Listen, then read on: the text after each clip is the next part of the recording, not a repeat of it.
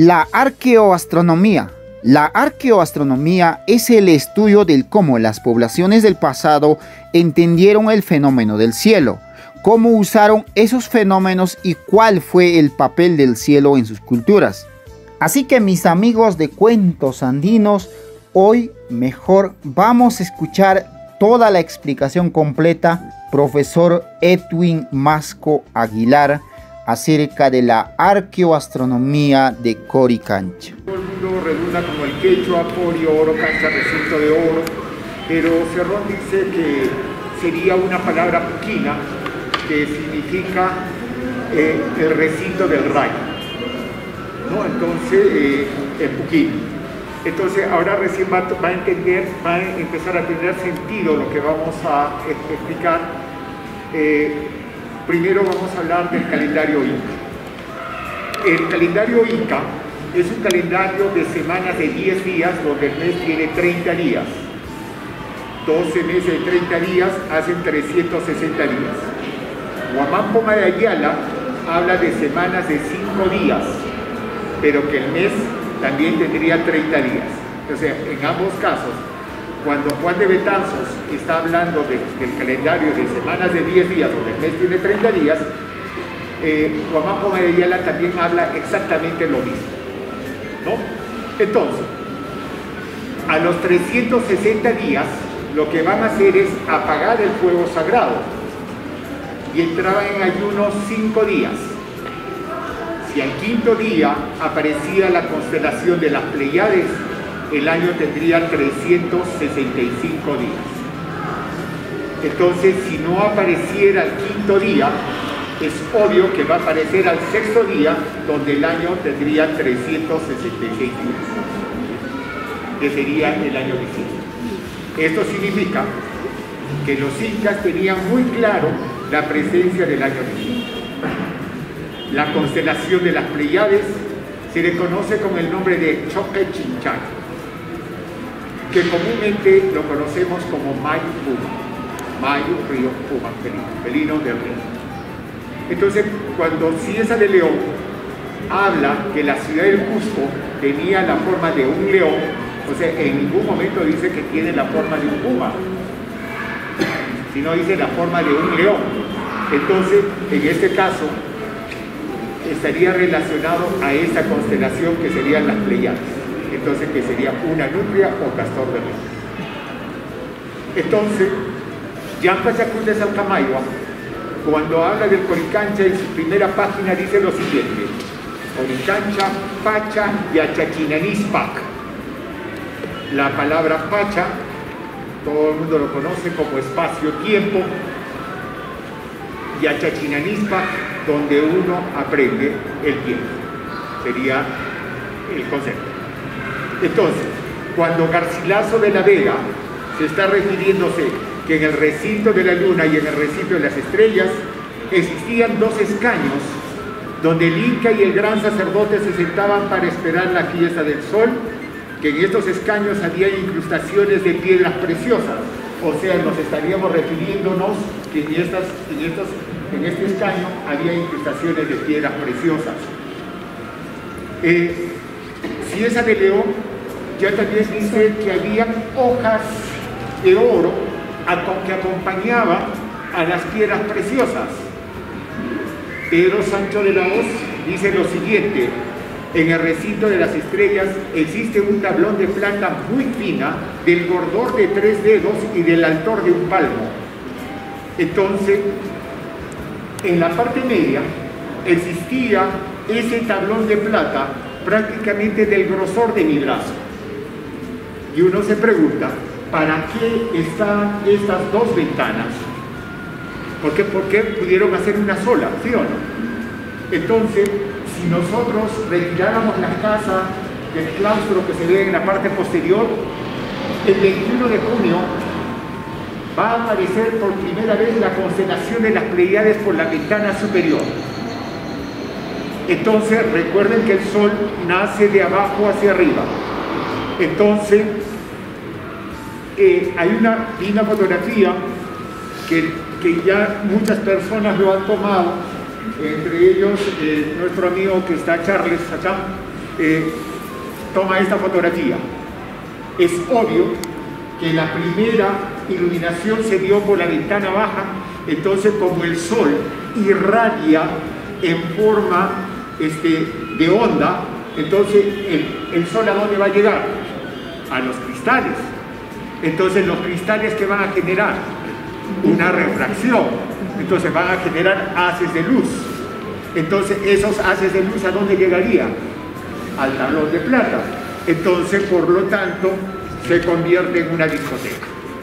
O sea, se ponían muchas estrellitas, ¿no? Entonces por eso que los cronistas a este recinto le llamarían el recinto de las estrellas. Entonces este espacio específicamente estaría relacionado directamente al inicio de lo que va a ser el año agrícola, ¿no? Porque nosotros pensamos siempre solamente en la fiesta del sol, pero recuerden que habían fiestas mucho más ostentosas que la del sol, que va a ser la del solsticio de verano, que es el Kapahraim, ¿no? Que era exclusivamente para la casta noble, era más ostentosa.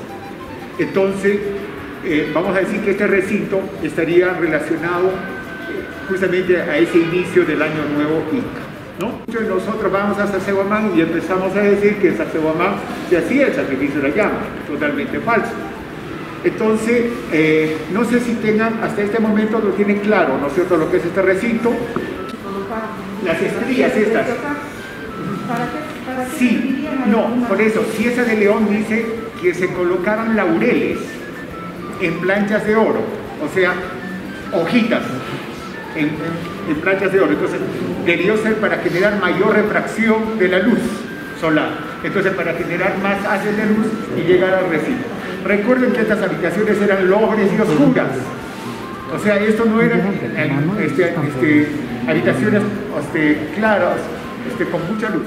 Acá funcionaba la cooperativa Santo Domingo, no sé si algunos que son mayores puedan recordar. Siempre había, incluso a este lado había otra piedra, a este costado, en el cual incluso había, en uno de los agujeros había una incrustación de hueso. No sé si ustedes recuerdan. Entonces, la división de las dos ventanas siempre han existido.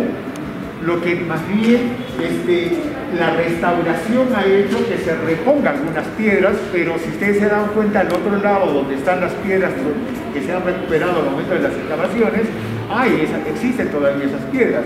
O sea, acá sí es cierto que no es original el 100% de esta ventana, pero sí estos agujeros también están en las crónicas. Lo dice Garcilaso de la Vega, lo dice Cieza de León, el padre Blas Valera también habla de esto. Entonces hay gente que está mencionando sobre estas ventanas, o sea que eran dos. O sea, ¿por qué? Porque el templo de la luna se replicaba idénticamente a la de las estrellas, ¿no? ¿Alguna otra pregunta? Muy buenas tardes, colega. Cuando usted se refiere a los escaños, ¿a qué específicamente se refiere? A ver, en el español del siglo XVI, siglo XV, escaños asiento, ¿no? Entonces, esto es donde eran asientos, o sea, donde alguien que si incluso se atrevía a sentarse, lo degollaban, lo sentenciaban a la muerte. Solamente el noble y el gran sacerdote, el Buyapumo, se podían sentar en este lugar. Pero dijo dos escaños, ¿no? Dos escaños.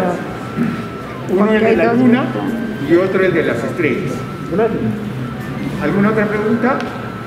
Disculpe, la ventana grande, esta que está explicando, ¿tiene relación con la quinta hornacina? No, lo que sí, más bien las puertas iban a tener relación al comportamiento del sol del solsticio de verano, el equinoccio y el solsticio de invierno. Pero eso lo vamos a entender ya también entre el recinto del rayo y el recinto del arcoíris, ¿no? Entonces, creo que nos trasladamos hacia el otro punto, por favor. No, alguna vez he tratado de entender que en paz descanse nuestro colega Bernardino. Hay un detalle, chicos, que hay que entender, todos deben entender esto. Cuando se habla de un calendario, la inclinación de la Tierra del solsticio al equinoccio es acelerada. Entonces voy a tener esta ecuación, vean, junio, ¿no es cierto? Este es el tiempo, junio, ¿no es cierto? Esta lineecita. Entonces ya sabemos que tiene el famoso despertar del puma, ¿no? Me parece que no es el puma, ese es otro trabajo. Entonces, julio, a la mitad del primer diámetro, avanzando de junio a julio 15 centímetros. Para el mes de agosto, vean que en la fotografía le pongo una cuerda a manera de un 8, ¿no? Miren lo que dice Garcilaso, ¿no? Se hacían unos mojones donde se colocaban cuerdas y la luz pasaba con una precisión extraordinaria, ¿no? Y vean lo que está sucediendo. En la intersección está viendo una precisión extraordinaria, ¿no es cierto? Entonces, de julio a agosto avanzó 30 centímetros. Y para el mes de septiembre, que es el equinoccio, llega al otro punto. Entonces, de agosto a septiembre avanzó 60 centímetros. Entonces tengo X, 2X, 4X, aceleración constante. Según Bernardino, cada una de las ventanas representaba un mes, totalmente errado. Si yo tengo ese comportamiento del Sol en su inclinación acelerada, debería ser primero X, después sería 1, 2, entonces en este tercero, y después tendría que venir el 4X para que empiece a funcionar esto, ¿no? Entonces esto no, en realidad no tiene ese principio como Bernardino trataba de hablar, ¿no? Entonces, claro que me hubiera gustado conversar con él para llegar a un acuerdo, pero en realidad estoy hablando con alguien que no está acá con nosotros, ¿no? Ejemplo, cuando Martín de Murúa dice que en el centro del patio existía un mojón a manera de una teta, ¿no? Donde los primeros rayos de luz del solsticio de invierno llegaban, o sea que justamente era lo que quería hablar al otro lado, sino que los colegas me dijeron mejor nos vamos a saltear de repente. Entonces, esta puerta, ¿qué tiene que ver con el solsticio de invierno? En realidad ninguno, sino lo que tiene que ver es mucho con el solsticio de verano. Recuerden que en el solsticio de verano el sol sale en dirección sureste. Entonces, en ese momento el sol camina inclinado y la puesta del sol va a ser hacia el hacia el sur-oeste. Entonces lo que va a suceder es esto. Esta iluminación está tomada de este pasadizo, ¿no? Es obvio que si no tendríamos el pasadizo, o sea, este muro, vamos a tener esta misma iluminación a través de este pasadizo en el cual estaría llegando el haz de luz directamente al mojón que habla Murúa. ¿Se dan cuenta? Entonces, cuando están hablando que es Pacha Yachachinanispac, está diciendo es un lugar de aprendizaje del tiempo, solsticio de verano. Pero ¿qué es lo que sucede en el solsticio de verano? En ese momento, cuando se iluminaba, ya no había que sembrar. Entonces, porque si es que yo voy a seguir sembrando, se va a quemar la cosecha. Entonces es un indicador que hasta ahí siembro. Después, para adelante, ya no siembro. ¿Se dan cuenta? Es lo mismo que va a suceder con la Cruz del Sur. Miren, lo que dice el padre Joseph Acosta, cuando se cruza el septentrión de Cáncer y se entra el trópico Capricornio, estos indios observan 4 estrellas muy brillantes en la cual le llaman el crucero.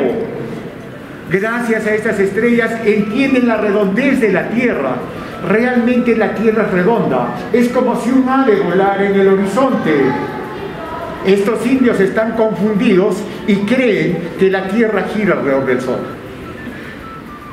O sea que los incas no solamente sabían que la Tierra era redonda, sino que giraba alrededor del Sol.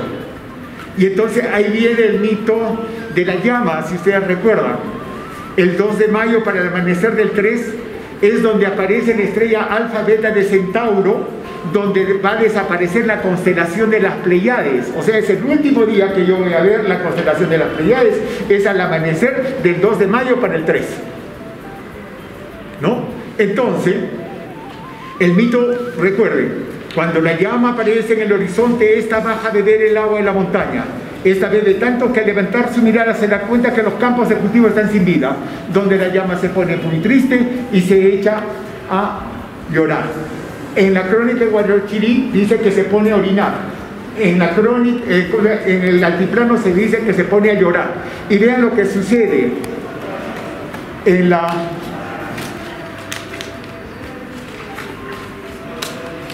Si ustedes observan, bueno, no traje la fotografía anterior de esta sombra, vean, acá hay una llama, ¿la ven?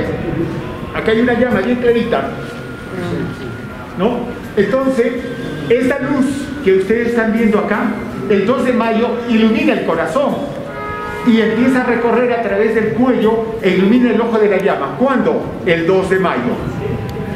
Cuando la llama baja a beber el agua de la montaña, recuerden lo que dice, estos indios para medir el tiempo observan ciertos mojones que producen luces y sombras. Entonces vean la sombra, es como si una llama tomara el agua. ¿Se dan cuenta? Entonces el mito dice, la llama se voltea a ver que los campos de cultivo están sin vida. Vean la llama con la cara volteada. ¿No? La luz. Entonces luego dice el mito, la llama se echa a llorar. Si ustedes observan, acá en la fotografía, estamos observando la testa de la llama, ¿no es cierto? Este es el hocico, la oreja y el cuello. El agujero es la grieta. Entonces, pero este está en esta posición. Entonces, en el mes de septiembre, cuando el agua empieza a llover, cuando llueve, el agua entra por la grieta y empieza a llorar. Entonces, ¿cómo vamos a interpretar este mito? El 2 de mayo es cuando la Cruz del Sur está en el punto más alto, cuando aparecen estas dos estrellas Alfa, Beta y Centauro.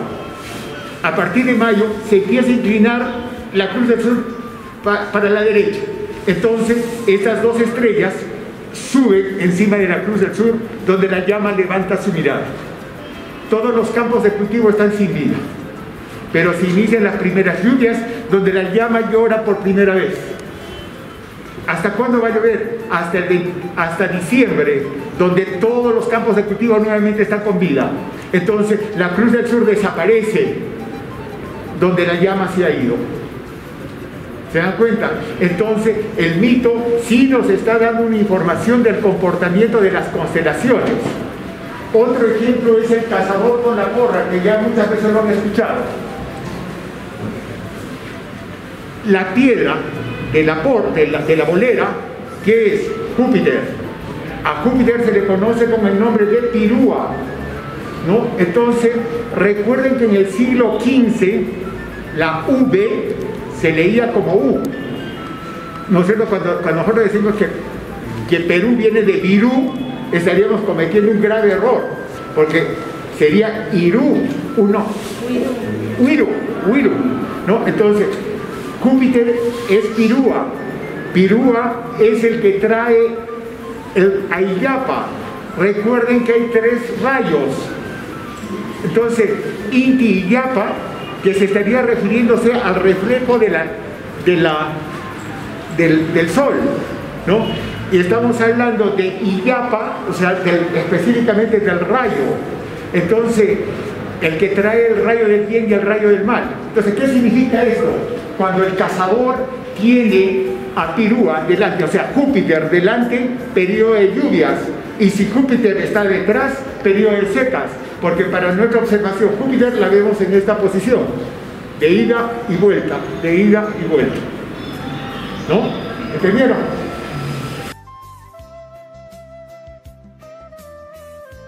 Condición andina, etcétera, etcétera.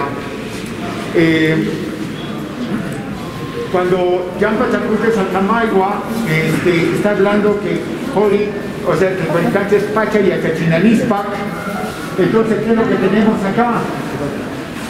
El cinturón de Orión. Orión observada de una forma vertical. Orión, cuando está en una forma vertical, ¿qué significa? Periodo de secas. Cuando Orión está de una forma horizontal, ¿qué significa? Periodo de lluvias. Entonces, si ustedes recuerdan, los incas en ningún momento decían el sol es mi Dios. ¿no? Entonces, a este círculo, ¿cómo se le conoce? Con el nombre de Muyo Texe. Muyo, movimiento, Texe, eternidad, movimiento eterno.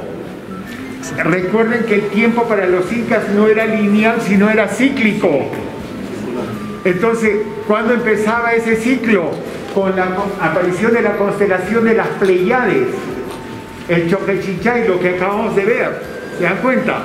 Entonces, los incas decían: el sol es mi padre, la luna es mi madre. Entonces, cuando dicen el sol es mi padre, porque esto es un principio filosófico donde se entiende que el sol es la energía vital que genera la vida, pero como una energía masculina. Si no hubiera el sol, no habría vida. Por lo tanto, el sol sigue siendo mi padre.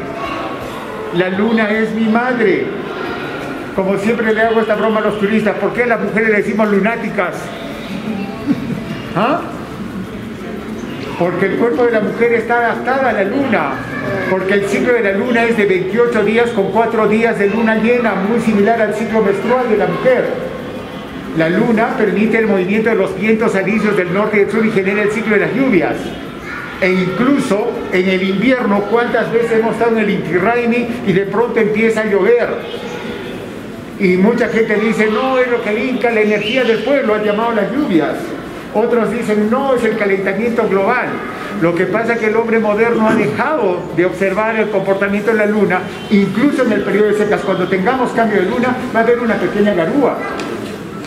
Entonces, conclusión: si no hubiera la luna, no habría vida en el mundo terrenal. Pero lo curioso que si es que yo les preguntara: chicos, ¿cómo es el calendario lunar? Ustedes van a pensar al estilo judío, donde me van a decir que hay 13 lunaciones y un día sobrante. Y con el año bisiesto tendría 5 días sobrantes en cada 4 años. ¿Se dan cuenta o no? Entonces, los incas no manejan de esa manera. Los incas lo que van a hacer es manejar el comportamiento de la luna de la siguiente manera. El ciclo eólico de la luna demora 18 años con 6 meses. ¿Eso qué significa? Si la luna aparece en un punto, para que vuelva a aparecer en el mismo lugar, demora 18 años con 6 meses. Entonces, recuerden que ese movimiento lo calculan gracias a ¿qué? A la Cruz del Sur. Recuerden lo que decía Acosta, que gracias a la Cruz del Sur entendían que la Tierra es redonda, que esta giraba alrededor del Sol, que ya se lo expliqué más antes. Entonces, ¿qué es lo que van a observar la Luna? Cuando Orión está de una forma horizontal, que ya empieza el periodo de lluvias, ¿no es cierto? Entonces van a observar la Luna. Entonces, con ese ciclo de 28 días. Entonces, ¿para qué? Si la luna llena aparece en un determinado punto, cuando Orión está de una forma horizontal, es momento de sembrar semillas que necesitan mucha agua. Entonces, si Orión se puso de una forma horizontal y estamos en luna nueva, ¿no es cierto? Entonces, estamos hablando de luna llena y luna nueva, entonces vamos a echar semillas donde no se necesita el agua. ¿Se dan cuenta? Entonces lo que están haciendo los incas es observar el comportamiento de la luna para determinar sus campañas agrícolas. Ahora, cuando hablamos de Venus, Acosta dice: estos indios tienen pacto con el demonio. ¿Pero por qué? Recuerden que Venus está girando alrededor del Sol. Y cada 73 días Venus se esconde detrás del Sol. Entonces, el movimiento para nuestra observación va a ser este: 1, 2, 3, 4 y 5. ¿Qué acabo de hacer? Una estrella de 5 puntas. Entonces, la estrella de Venus es de 5 puntas. Entonces, está representando a Lucifer, al demonio. Por eso que los curas decían: estos indios tienen pacto con el demonio. Pero en realidad tienen un calendario venusiano.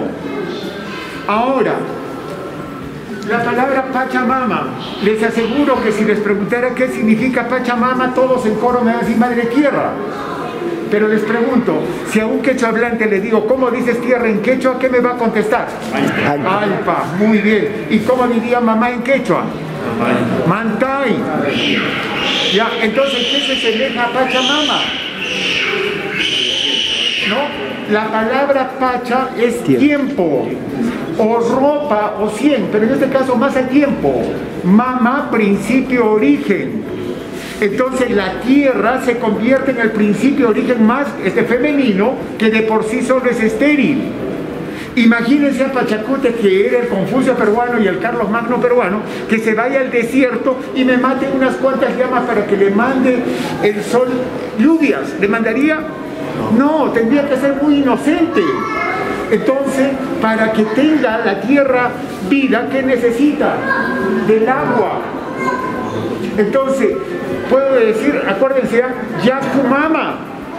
Yaku, agua, mama, principio, origen. Acuérdense del mito de Yakumama. ¿Qué es Yakumama? La serpiente. Entonces la serpiente no representa el mundo interior, porque cuando hablamos de los tres mundos, el mundo superior, el mundo terrenal y el mundo interior, que el puma, el cóndor y la serpiente es más falso que billete de $200.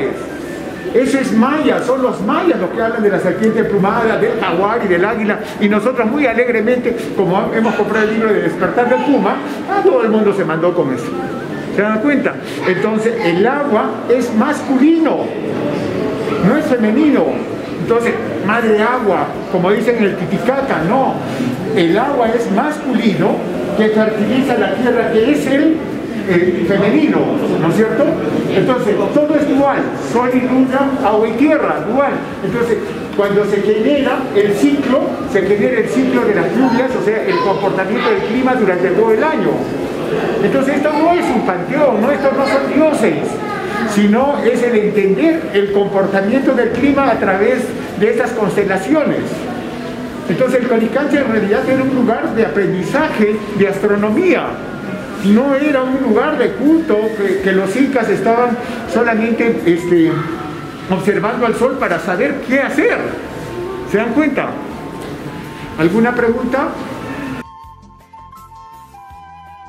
Y este recinto dedicado a la luna. Que estoy hablando, al arco iris. Bien, Martín de Murúa dice lo siguiente: entre el recinto del rayo y el recinto del arco iris hay una fuente octagonal con una tapa de oro con el rostro del sol como pintamos en Europa. Conclusión, acá había una fuente de agua. Entonces, una niña se convierte en mujer ¿en qué momento?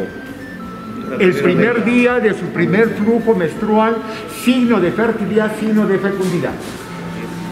Entonces, cuando la niña por primera vez estaba menstruando, no le podía caer rayo solar alguno, o sea que estaba totalmente cubierta. Las personas que van a ayudar a esta mujer son las mamaconas, en el cual si el ayuno se generaba, o sea, se alargaba demasiado, tenía que comer un maíz semicocido, o sea, piña de la chica. Si hoy día terminó la luna llena y empieza a menstruar, piña, ¿no es cierto? El ayuno tendría que ser extremadamente largo. Entonces, va a comer el maíz semicocido y luego era bañado en esta fuente por única vez. Entonces, cuando se hablan de las aglias, de las escogidas, ¿en qué momento la mujer se pone muy bella? En su pubertad, ¿sí o no? Entonces, cuando se habla que esas son las escogidas, es en ese momento justamente con su primer flujo menstrual. Por eso que las niñas, a partir de ese momento, eran separadas de sus padres durante 3 años. En esos 3 años, ¿qué les enseñaban? El arte del tejido, el arte de la cocina, el arte de la crianza. Entonces, ¿cómo uno se educa? ¿A la forma del padre o a la forma de la madre?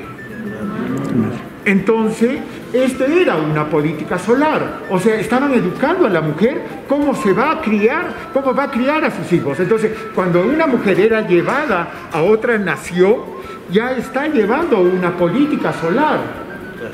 ¿Se dan cuenta? Entonces solamente la colla se podía bañar en esta fuente constantemente.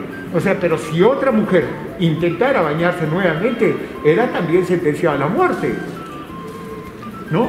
Entonces, ahora ya también nos preguntamos, todo el mundo muestra y hacen, miren el alineamiento, ¿no? Disculpa que te corte. ¿Y cómo se llamaría esa ceremonia de la iniciación para la mujer? No dice en la crónica. No. En el caso del varón sabemos que era Huarachico. El Huarachico, sí. Esa es otra historia también. Claro, ajá. claro, sí, sí. Entonces, la mujer, o sea, no tendríamos un nombre concreto para eso. No, por lo menos no lo he encontrado. ¿Ah? ¿Cómo?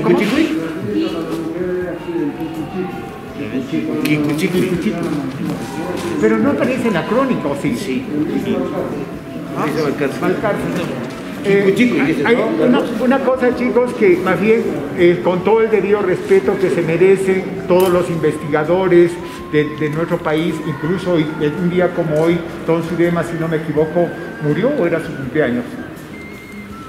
Yo me acuerdo que era equinoccio, no me acuerdo si murió. Con todo el debido respeto que se merecen los señores que han hecho lindas investigaciones, personalmente no soy fanático de leer ningún libro moderno. ¿Por qué razón? Prefiero ir a la crónica y entonces de ahí sacar mi propia conclusión, ¿no? Entonces por eso que esas informaciones que les doy no están repetidas de otros lugares, ¿no? Bien, entonces nosotros mostramos el alineamiento de la ventana, ¿no? Y miramos incluso hasta con rayos láser y hay una precisión extraordinaria.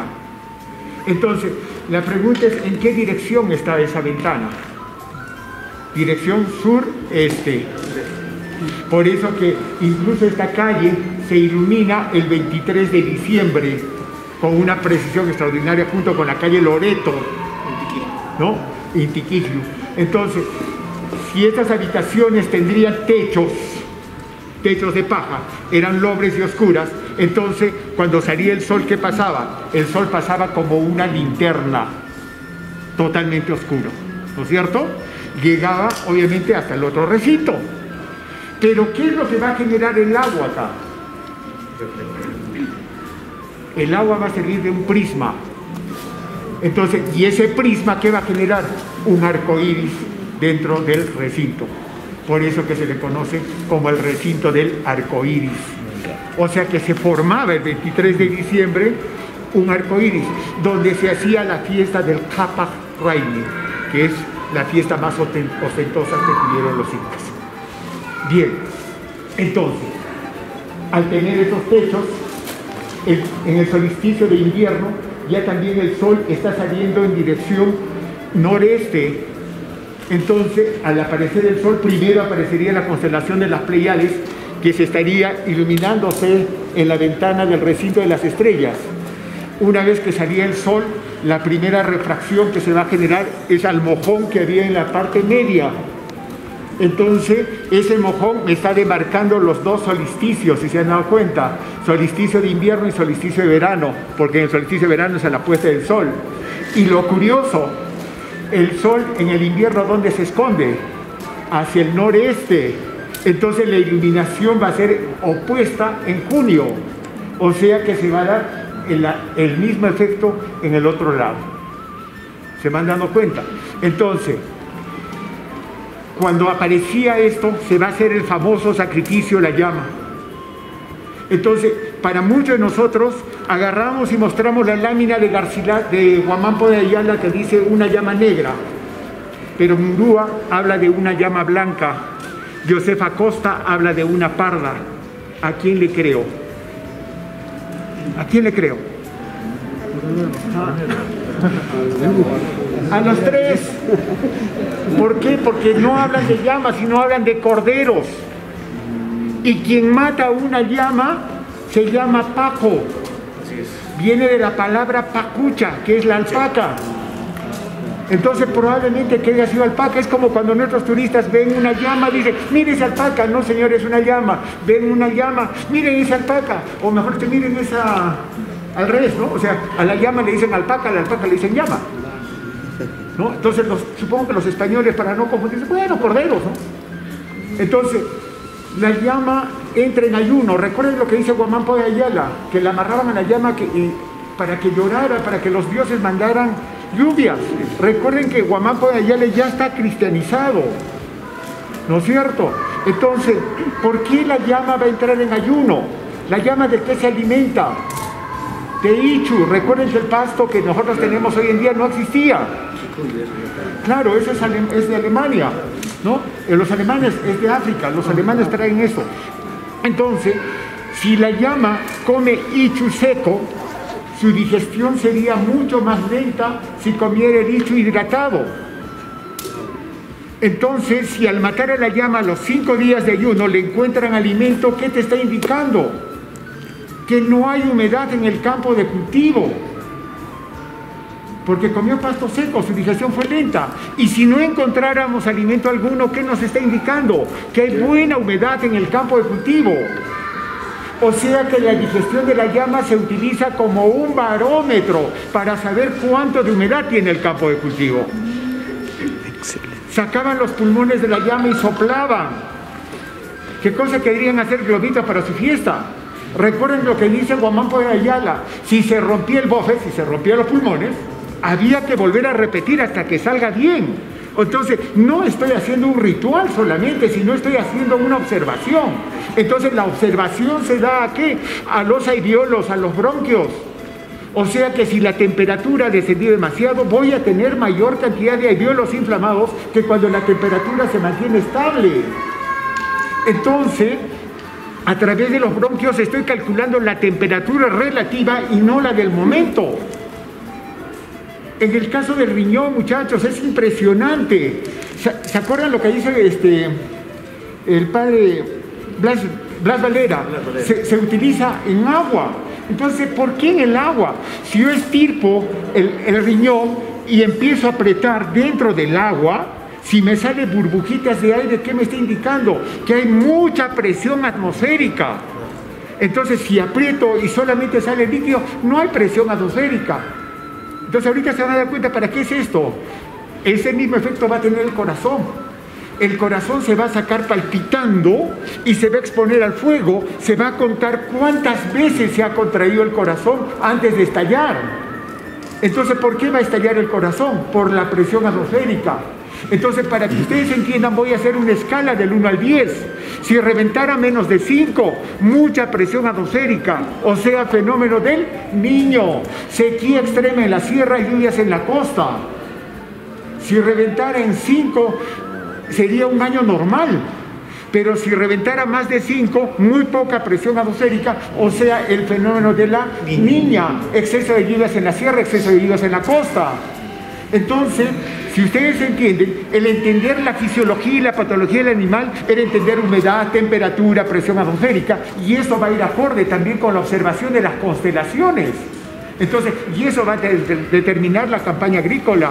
Ahora la pregunta es para ustedes: ¿esto era un acto religioso o era un acto científico? Científico. Entonces, ¿los incas hacían religión o hacían ciencia? Ciencia. ¿Se dan cuenta?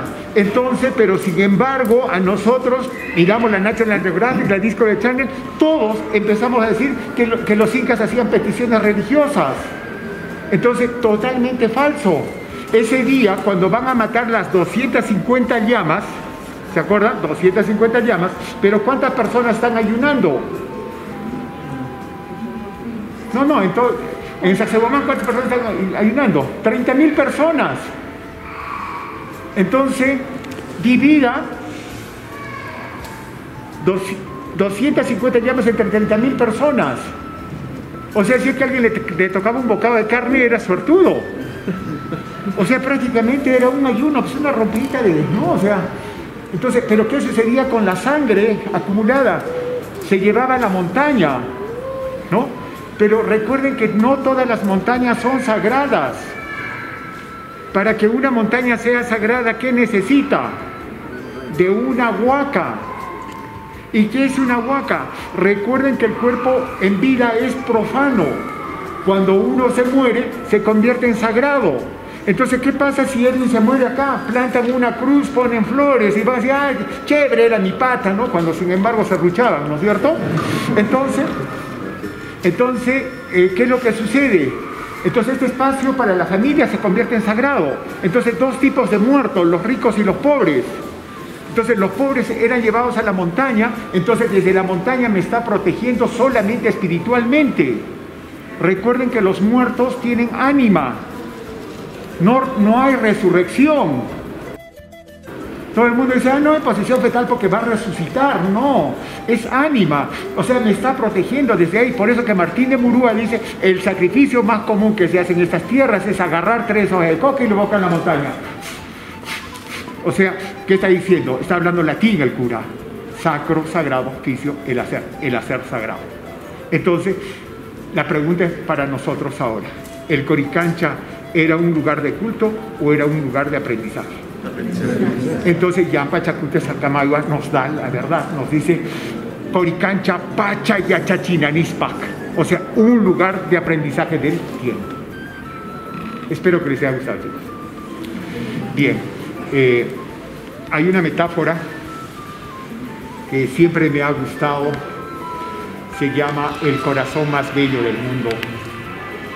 Dice que un muchachito se va donde el cardiólogo para que le revisen el corazón y el cardiólogo queda impresionado con el corazón del joven y le dice, Señor, este es el corazón más maravilloso que he visto en mi vida, jamás he visto algo tan bello.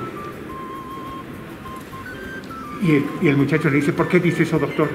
Porque todas tus arterias, todos tus vasos, todos tus músculos funcionan a la perfección. El muchacho se llena de vanidad, parecía guía, y decide hacer un concurso. ¿Quién tiene el corazón más bello del mundo? Y lo que es lógico, todos los jóvenes venían al concurso. Pero cada vez que revisaban el corazón de los muchachos, algo funcionaba mal. Sea una arteria, sea un vaso, sea un músculo, algo funcionaba mal. Entonces el muchacho se llena de mucha vanidad y mucha arrogancia, y al ver esa vanidad y arrogancia, un anciano le dice, yo quiero concursar contigo. El muchacho mira al anciano y se ríe y le dice, ¿cómo vas a querer concursar conmigo si ya pareces el guía? Estás hasta sus cancachas. El anciano le sonríe y le dice, ¿cómo me doy cuenta que no sabes nada de la vida? El concurso es quién tiene el corazón más bello del mundo y no quién tiene el corazón más trajinado del mundo. Bueno, revisen el corazón del anciano. Cuando revisan el corazón del anciano, ese pobre corazón estaba lleno de cicatrices, lleno de parches, incluso le faltaba un pedazo. El muchacho busca al anciano y muy molesto y le dice, ¿cómo has podido ser tan osado de venir con semejante corazón si está lleno de cicatrices, lleno de parches, incluso le falta un pedazo? El anciano le sonríe y le dice, realmente me doy cuenta que tú no sabes nada de la vida. Cada cicatriz que ves en este corazón significa que he amado intensamente. Y cada parche que ves en este corazón significa que me han amado tanto, que parcharon mis heridas, curaron mis heridas. Y este pedazo de corazón que me hace falta es de la última persona que he amado y la sigo amando. Si ustedes le toman las medidas, es exactamente el capitel de una columna, ¿ya? Por un lado. Por otro lado, el Axis Mundis que tú te refieres estaba en el centro de la plaza, ¿ya? Que no se sabe qué es lo que ha sucedido, si lo han destruido o no lo han destruido, no podemos, sería especular, ¿no? Ahora, la fuente octagonal probablemente sea la fuente que incluso ahora está en el medio. Recuerden que acá habían 4 discos solares. Ya les he dicho que no íbamos a hablar de algo que todo el mundo sabe, lo que ya todo el mundo pregona, ¿no es cierto? Entonces, habían los 4 discos solares donde se sacaba el punchado también de acuerdo a lo que se iba comportándose el sol, e incluso cuando se hacía la fiesta del Inti Raymi, se hacía 8 círculos, dice, 8 círculos en los cuales 8 vueltas, mejor dicho, con mucha parsimonia, y de acuerdo a lo que se levantaba el sol empezaban a danzar. Pero esas cosas ya las sabemos nosotros, entonces no tiene sentido. La idea era solamente de hablar de las cosas que creo que son nuevas para ustedes, para algunos, porque obviamente que en nuestros colegas hay gente que es muy leída, sobre todo los hombres, los dueños del Coricancha, se la saben al teje y maneje todo esto, ¿no?